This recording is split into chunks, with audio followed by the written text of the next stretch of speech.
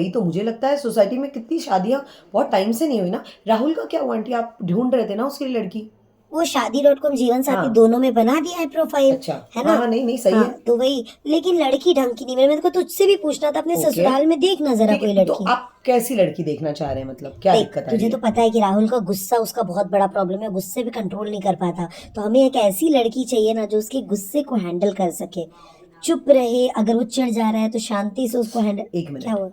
अगर राहुल को गुस्से का हम्म। प्रॉब्लम है, अग्रेशन उसका हम्म। प्रॉब्लम है, तो आपको उसको थेरेपी देनी चाहिए, उसको ट्रीट करना चाहिए, ताकि जो भी लड़की है वो सुकून से रह पाए, वो अपनी लाइफ आराम से रह पाए, उसके साथ निभा पाए। बट अरे उसको थेरेपी की क्या जरूरत है? कोई पागल थोड़ी ना है। और बीवी आएगी तो सब ठीक हो जाएगा। अरे आंटी, शादी नहीं हुई है ना, आप बस। आप उसके लिए बीवी ढूंढ रहे हैं या सुधार गृह ढूंढ रहे हैं? कोई लड़की जबरदस्ती एक प्रॉब्लमेटिक लाइफ में क्यों आएगी और उसको फिर संभाले भी, उसको सुधारे भी, उसको हैंडल भी करे? ऐसा लग रहा है आप अपने बेटे के लिए ना एक रिहैबिलिटेशन सेंटर बनाना चाह रही हैं घर में ही, जो आपकी बहू होगी। अरे बीवी अगर अच्छी आएगी ना तो सब आंटी मुझे ठीक एक बात होगा। बताइए, अगर आप अपनी बेटी के लिए रिश्ता देख रही होती तो क्या आप उसे किसी ऐसे लड़के के साथ शादी करने देती जिसको आपको पता है कि उसका गुस्सा, उसका बहुत बड़ा प्रॉब्लम है, उसका गुस्सा पे काबू नहीं रहता? क्या आप अपनी बेटी को ऐसे घर में जाने देती? जानबूझ के तो बिल्कुल तो नहीं। आप किसी और की बेटी को अपने घर में लाने के बारे में कैसे सोच सकती हैं? आपको तो पहले अपने बेटे को ट्रीट करना चाहिए, उसके ये प्रॉब्लम्स को सॉल्व करना चाहिए।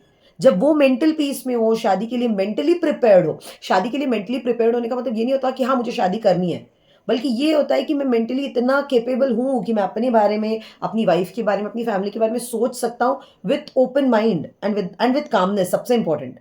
अरे ऐसा कुछ नहीं होता। अब देखो, तुम उसके पापा भी तो कितने गुस्सैल थे ना। जब मैं शादी करके आई थी तो कितना गुस्सा तो करते थे, मुझ पे हाथ तक उठाते थे। आप पे हाथ उठाते थे और और क्या, आप, हमने झेला है, हमने सहा है, तभी रिश्ता चला। आप लोगों के जनरेशन का ना मुझे लिटरली समझ में नहीं आता ये बात, लेकिन आजकल की जनरेशन की लड़कियां ये नहीं करेंगी, और मैं खुद नहीं करना चाहूंगी और ना किसी को करने देना चाहूंगी।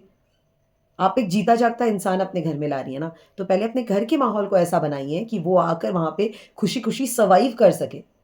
अपने घर के प्रॉब्लम्स को झेलने के लिए एक मेंबर मत लाइए। आप समझ रहे हो? इससे क्या ना, आपका बेटा भी खुश रहेगा, वो लड़की भी खुश रहेगी, और इन दोनों के खुश रहने की वजह से आप भी खुश रहोगे आंटी। आई होप आप समझ रहे हो।